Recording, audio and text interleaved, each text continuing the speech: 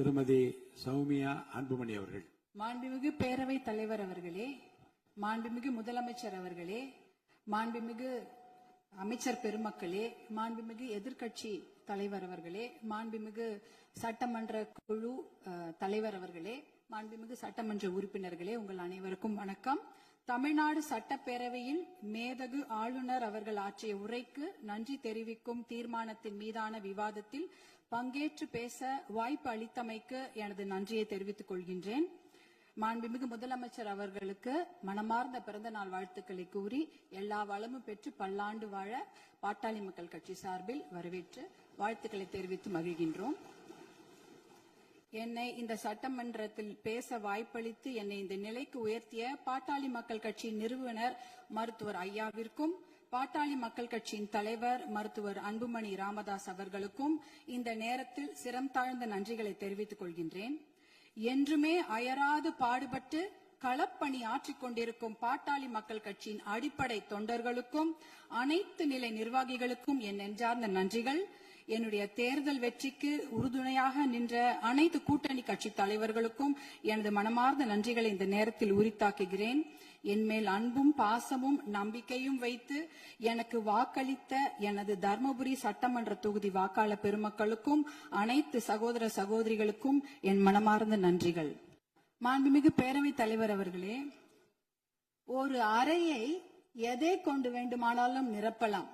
ஒரு அறையில ஒரு பருத்தி மூட்டையை கொண்டு அடுக்கினாலும் அது நிரம்பிவிடும். இல்ல அதே அறையில ஒரு என்ன சொல்றது, ஒரு வைக்கோல் போரை வைத்தாலும் அது நிரம்பிவிடும். ஆனால் அந்த ஒரு அறையில ஒரு மெழுகுவத்தி ஏத்தி வச்சா, ஒரு விளக்கு ஏத்தி வச்சா அந்த விளக்குடைய ஒளி அந்த அறையே நிரப்பிவிடும். அப்படிப்பட்ட ஒரு நிகழ்ச்சியை தான் நான் மாண்புமிகு ஆளுநர் அவர்கள் உரையில நான் பார்த்தேன். ஏனென்றால் அந்த உரையில் ஒரே ஒரு வாக்கியம், சமூக நீதி கணக்கெடுப்பு நடத்தப்படும் என்ற அந்த ஒரு வாக்கியம் இந்த சட்டப்பேரவை மட்டும் ஒளிபர செய்யவில்லை, தமிழ்நாடு மக்களின் அனைத்து இல்லங்களிலும் அது பிரகாசத்தையும் வெளிச்சத்தையும் ஒளியையும் கொண்டு நிரப்பியது. ஏன்னா 100 ஆண்டுகளுக்கு பிறகு சமூக நீதி கணக்கெடுப்பு நடத்தப்படும் என்ற அந்த வாக்கியம் மிகப்பெரிய ஒரு வரலாற்று சிறப்பு மிக்க ஒரு வாக்கியம். அதற்காக மாண்புமிகு முதலமைச்சர் அவர்களுக்கும் மாண்புமிகு நம்முடைய தமிழக அரசுக்கும் எங்களுடைய பாட்டாளி மக்கள் கட்சி சார்பாக நன்றிகளையும் வரவேற்பையும் தெரிவித்துக் கொள்கிறோம். ரொம்ப அன்பாக மகிழ்ச்சியாக தெரிவித்துக் கொள்கின்றோம். ஏனென்றால் பாட்டாளி மக்கள் கட்சியின் கொள்கைகளே அதை ஒருங்கிணைக்கிற ஒரு மையப்புள்ளி அப்படின்னா அது சமூக நீதி தான். அந்த சமூக நீதியை நிலைநாட்ட இந்த சமூக நீதி கணக்கெடுப்பு நடத்தப்படுவதால் கண்டிப்பாக எல்லா இல்லங்களுக்கும் தமிழ்நாட்டின் மக்களுடைய அனைத்து நலத்திட்டங்களும் போய் சேரும் என்பதில் எந்த ஐயமும் இல்லை. அதற்காக எங்களுடைய மகிழ்ச்சியை தெரிவித்துக் கொள்கின்றோம். மாண்புமிகு மேதக ஆளுநர் அவர்களின் உரையில வேளாண் பெருமக்கள் அப்படின்ற வார்த்தையை சொல்லியிருந்தாங்க. வேளாண் பெருமக்கள் என்ற வார்த்தை எவ்வளவு அழகான வார்த்தை. ஆனால் பாட்டாளி மக்கள் கட்சியில நாங்க வேளாண் பெருமக்களை கடவுளா தான் நாங்க பார்ப்போம். அவர்கள் நமக்கு உணவளிக்கும் கடவுள்களாக தான் நாங்க அவங்கள பாக்குறோம். அதுல பாத்தீங்கன்னா சிறு குறு விவசாயிகளுக்கான கடன், விவசாய கூட்டுறவு கடனை தள்ளுபடி கொஞ்சம் செய்வதாக அறிவித்திருக்கிறார்கள். நீங்க வேளாண் குடிமக்களுடைய உழைப்பை நாம பார்க்க வேண்டும். வெயில்ல யாருமே வெளியில போக மாட்டாங்க. ஆனா வேளாண் குடிமக்கள் மட்டும்தான் வெயிலே வேலை செய்வாங்க. கடின உழைப்ப அந்த வெயில்ல தான் அவங்க கொடுப்பாங்க. அதே சமயம் மழை வெள்ள காலங்கள்லயும் அவங்க வேலை செஞ்சுட்டு இருப்பாங்க. மழை வெள்ளத்துல கொஞ்சம் அதிகமா தண்ணி தேங்கிட்டா கூட அந்த நிலத்துல இருக்கிற அந்த பயிர் எல்லாம் அப்படியே முழுகிடும். இப்பெல்லாம் போய் பயிர் முழுகிட்டா யாரும் போய் நேரடியா ஆய்வெல்லாம் செய்யறது இல்ல. ட்ரோன் அனுப்பி அந்த பயிர்ல அந்த தண்ணி நிலத்துல தேங்கி இருக்கான்னு கண்டுபிடிக்கிறாங்க. 2 நாள் கழிச்சு நீங்க ட்ரோன் அனுப்புனீங்கன்னா தண்ணியே இருக்காது, தண்ணி வடிஞ்சிரும். அப்ப அந்த ட்ரோன் என்ன சொல்லும்னா தண்ணி இல்ல, அங்க எந்த பாதிப்பும் இல்ல அப்படின்ற தகவலை கொடுக்கும். இப்படி எவ்வளவு பிரச்சனைகள். அதே அறுவடை செய்து விட்டார்கள் என்றால் பாத்தீங்கன்னா அந்த டைரக்ட் ப்ரொக்யூர்மெண்ட் சென்டர், அதாவது டிபிஆர்னு சொல்லுவாங்க, அந்த கொள்முதல் நிலையங்கள், நேரடி கொள்முதல் நிலையங்களுக்கு மூட்டை மூட்டையா அரிசி எடுத்துட்டு போவாங்க. ஆனா ஒரு கொள்முதல் நிலையங்கள்லயும் ஒரு நாளைக்கு இவ்வளவுதான் அரிசி எடுத்துக்க முடியும், இவ்வளவுதான் மூட்டை எடுத்துக்கொள்ள முடியும் என்ற அளவுகோல் இருக்கும். ஆனால் அந்த அளவுகோலுக்கு மேல ஆயிடுச்சுன்னா அந்த மூட்டையை வச்சுட்டு வெயிலையும் மழையிலயும் அங்கேயே இருக்கணும்.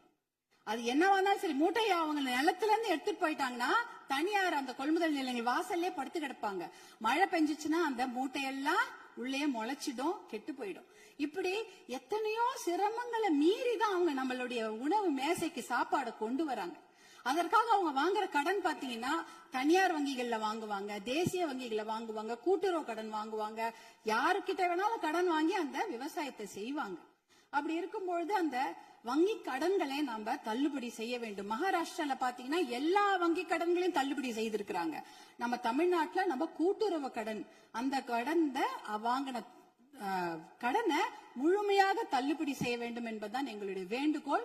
அப்படி ஏன் தெரியுங்களா, தமிழ்நாட்டுடைய ஒரு 3 பேர்ல 2 பேர் விவசாயத்துக்கும் விவசாயத்தை சார்ந்த தொழில் செய்யறாங்க தமிழ்நாட்டுல. அப்படி இருக்கும்பொழுது வருஷத்துக்கு நீங்க 10,000 கோடி கடன் வாங்கினவங்க கூட சந்தோஷமா வெளிநாட்டுல வாழ்ந்துடுறாங்க கடனை கட்டாம. ஆனா 10,000 ரூபாய் கடன் வாங்கிட்டு அந்த கடனை யாரா வீட்டு வாசல்ல வந்து கேட்டாங்கன்னா அவமானம் தாங்காம தற்கொலை பண்ணிக்கிறாங்க. 2021, 22, 23 கிட்டத்தட்ட 1968 விவசாயிகள் தமிழ்நாட்டுல தற்கொலை பண்ணி இருக்கிறாங்க. அப்படின்னா ஒரு நாளைக்கு 2 பேர், ஒரு நாளைக்கு 2 விவசாயிங்க தற்கொலை பண்ணிருக்கிறாங்கன்றத இந்த புள்ளி விவரம் சொல்லுது. அவங்களெல்லாம் நம்ம காப்பாத்தி ஆகணும். இப்ப சூப்பர் எல்னினோ வரப்போகுது. அந்த சூப்பர் எல்னினோனா கடுமையான வறட்சி, அதுக்கு நம்ம தயாரா இருக்கணும். இன்னும் எவ்வளவு கடன் வாங்குவாங்களோ அவங்க தெரியாது. நம்ம விவசாயிங்க எங்க இருக்காங்க தெரியுங்களா, 100 அடி ஆழத்தை பள்ளத்துல இருக்கிறாங்க. 100 அடி ஆழ பள்ளம் கடன் சுமையில. ஆனா நீங்க நம்மளுடைய தமிழக அரசாங்கம் இன்னைக்கு அவங்க 50 அடி ஆழ கயிறு தான் கொடுத்திருக்கீங்க. எப்படி வெளியில வருவாங்க? 50 அடி கயிறை அவன் 100 அடி ஆளும் பள்ளத்து இருக்கிறாங்க. அந்த விவசாயிங்க எப்படி வெளில வருவாங்க? முழுமையான கடனை தள்ளுபடி செய்தாதானே அவங்க அந்த கடன் பிரச்சனை வெளியில வந்து அவங்க அடுத்த வேலையை பார்க்க முடியும். அதனால நீங்க உங்களுடைய அதிகாரிகள், மாண்புமிகு பேரவைத் தலைவர்கள், உங்கள் வாயிலாக முதலமைச்சரை நாங்க கேட்டுக்கொள்வதுதான், உங்களுடைய அதிகாரிகள் சொல்லுவாங்க, ஐயோ நிதி சுமை, கடன் சுமை, கூடுதல் செலவினம் அப்படிலாம் சொல்லுவாங்க. ஆனா அதையெல்லாம் ஒரு புறம் ஒதுக்கி வைத்து விட்டு அவர்களுக்கு முழு கடன் தள்ளுபடி செய்யணும். ஏற்கனவே 2000 கோடியா 6000 கோடியா உயர்த்திட்டீங்க. இன்னும் ஒரு 18,000 கோடியா அந்த கடன் தள்ளுபடி, கூட்டுறவு கடன்களை மட்டும் தள்ளுபடி செய்யுங்க. ஏன்னா ஏற்கனவே அவங்க 1 வருஷத்துக்கு தான் தள்ளுபடி செய்திருக்கிறீங்க. அதற்கு முன்னால ஒரு 2 வருஷம் கடன் அவங்க வாங்கி வச்சிருக்கிறாங்க. அந்த கடனையும் முழுமையாக தள்ளுபடி செய்தீர்கள் என்றால் அவங்க கண்டிப்பாக எத்தனையோ கடுமையாக உழைக்க தயாராக இருக்கிறார்கள். அவங்களுக்கு அந்த ஒரு ரெஸ்பெக்ட் நம்ம கொடுக்கணும், அவங்களுக்கு அந்த நிவாரணத்தை நாம் தர வேண்டும் என்று உங்களை எல்லாம் நாங்க அன்போடு கேட்டுக்கொள்கின்றேன். அடுத்ததாக பாத்தீங்கன்னா, தமிழ்நாட்டில் 2026ஆம் ஆண்டில் ஆட்சி மாற்றம் ஏற்படுவதற்கு காரணமாக இருந்தது பெண்கள் மற்றும் குழந்தைகளுக்கு எதிரான குற்றங்கள் கட்டுப்படுத்தப்படாமல் அதிகரித்ததுதான். ஆனால் ஆட்சி மாற்றம் ஏற்பட்ட பிறகும் அதே நிலை தொடர அனுமதிக்க கூடாது. பொறுத்தது போதும், நம்ம இனிமேல் பொங்கித்தான் எழ வேண்டும். ஏனென்றால் ஒரு பழமொழி சொல்வாங்க, அரசன் அன்று கொள்வான், தெய்வம் நின்று கொள்ளும் அப்படின்னு சொல்லுவாங்க. இன்னைக்கு நம்ம குழந்தைங்க மேல கைய வச்சவங்கள நம்ம சும்மா விடக்கூடாது. நம் பெண்கள் மேல் கை வைத்தவர்கள் சும்மா விடவே கூடாது. இதுக்கு மேல நம்ம பொறுமையா இருக்கிறதுல அர்த்தமே கிடையாது. துபாய், அரபு நாடுகள், இல்ல சிங்கப்பூர் போன்ற நாடுகள்ல எல்லாம் இப்படிப்பட்ட கொடுமையான குற்றங்களை செய்தவர்களுக்கு உடனடியாக சட்டப்படி மரண தண்டனை கொடுக்கிறார்கள். அந்த மரண பயத்தையும் உயிர் பயத்தையும் தப்பு செய்தவங்களுக்கு நம்ம கொடுக்கணும். அப்படி இருந்தாதான் இந்த பெண்கள் குழந்தைகளை காப்பாற்ற முடியும். வேற வழியே கிடையாது.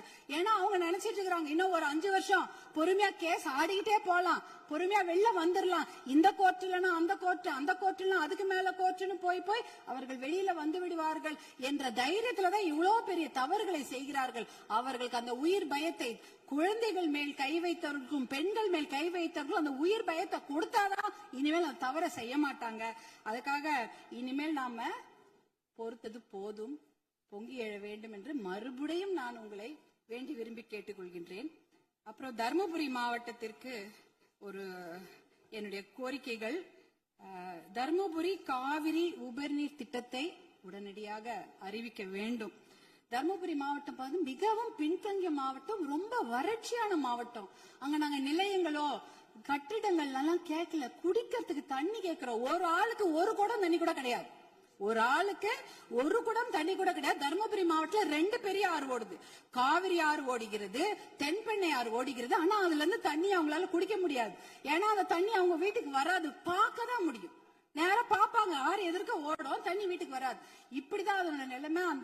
அந்த தர்மபுரி காவிரி உபரிநீர் திட்டத்தை செயல்படுத்தினாங்கன்னா கண்டிப்பாக தண்ணி வந்து அவங்களோட ஏரி குளங்களில் நிரம்பிவிடும், எத்தனையோ குடும்பங்கள் பிழைத்து விடும். அது ஒரு அந்த திட்டத்துக்கு நீங்க புளோரைடு கூட தர்மபுரி மாவட்டத்துல இருக்கு.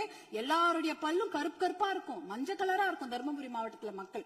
அது பாத்தீங்கன்னா அந்த புளோரோசிஸ்ன்ற ஒரு தன்மை, அதெல்லாம் குறைக்கணும்னா நல்ல தண்ணியை கொடுங்க. தர்மபுரி காவிரி உபரிநீர் திட்டத்தை நீங்கள் செயல்படுத்துமாறு அன்போடு கேட்டுக்கொள்கின்றேன். அடுத்தது தர்மபுரியில சிப்காட் தொழிற்பேட்டை அனௌன்ஸ் பண்ணி 18 வருஷம் ஆச்சு. 2 முறை அதுக்கு திறப்பு விழா பண்ணியாச்சு. ஆனா கூடுதல் நிதி ஒதுக்கீடு செய்ய வேண்டும். அந்த இடத்துல 2 நிமிஷம் கூடுதல் நிதி ஒதுக்கீடு செய்து தர்மபுரி மாவட்டத்திற்கு வந்து அந்த சிப்காட்டை உயிர் கொடுக்கணும். ஏன்னா தர்மபுரி மாவட்டத்துல 3 லட்சம் இளைஞர்கள், 3 லட்சம் குடும்ப தலைவர்கள் புலம்பெயர்ந்து மற்ற ஊருக்கு போய் பழைச்சிட்டு இருக்காங்க. அவங்க குடும்பத்தோட சேர்ந்து வாழறதுக்கு நீங்க வழிவகை செய்யணும். கூடுதல் நிதி ஒதுக்கீடு செய்து அந்த சிப்காட்டுக்கு உயிர் கொடுக்க வேண்டும் என்று கேட்டுக்கொள்கின்றேன். அடுத்தது பாத்தீங்கன்னா தர்மபுரி மொரப்பூர் ரயில்வே திட்டம். சென்னையில இருந்து எல்லாரும் அவங்க ஊர் தலைநகருக்கும் மாவட்ட தலைநகருக்கு ட்ரெயின்ல போலாம். ஆனா எங்க ஊருக்கு மட்டும் போகவே முடியாது ட்ரெயின்ல. தர்மபுரிக்கு சென்னைக்கும் ட்ரெயின் கனெக்ஷன் கிடையாது. அதுனா மொரப்பூர்ல ஒரு பெரிய பிட்டு வந்து உடைஞ்சு போயிருக்குது. அதுக்காக பாட்டாளி மக்கள் கட்சி நாடாளுமன்ற உறுப்பினர்கள் 2004 இருந்து போராட்டம் பண்ணி 2019 அந்த திட்டத்துக்கு அனுமதி வாங்கி ஃபண்டும் வாங்கி கொடுத்துட்டாங்க. ஆனா நிலத்தை வாங்கி கொடுப்பதில் கொஞ்சம் நிறைய சிக்கல்கள் இருக்கு. 50% நிலம் மட்டும்தான் அதுக்கு ஒதுக்கீடு செய்திருக்கிறாங்க. அந்த திட்டத்தை விரைவாக செயல்படுத்த வேண்டும். அதற்கு நீங்கள் சிறப்பு கவனம் தமிழக அரசாங்கம் செய்ய வேண்டும் என்று உங்களை அன்போடு கேட்டுக்கொள்கின்றேன். வருமானம் இல்ல நம்ம சொல்லிட்டு இருக்கிறோம். ஆனால் நிறைய நல்ல திட்டங்கள் இருக்கிறது. அதாவது பாலிசி டிசிஷன்ஸ் பண்ணாலே அந்த வருமானம் தேவை கிடையாது. இப்ப இளைஞர்களுக்கு வேலை வாய்ப்பு 75% நீங்கள் உறுதி செய்து விட்டீர்கள் தனியார் துறையில அப்படின்னு சொன்னீங்கன்னா தனியார் துறையா அவங்களுக்கு வேலையை கொடுப்பாங்க. தமிழ்நாட்டு இளைஞர்களுக்கு வேலை கொடுக்கப்படும். இப்ப வேலையில்லா திண்டாட்டம் அதுவே குறைஞ்சிடும். அதே போல மாவட்டங்கள் அதிகமாக இருக்கிறது தமிழ்நாட்டுல. அதாவது அதை வந்து நம்ம மாவட்டங்களை பிரித்தால் ஒரு கொஞ்சமாக நிதி சுமைதான். ஆனா மாவட்டம் மிகப்பெரிய வளர்ச்சியை பெற்றுவிடும்.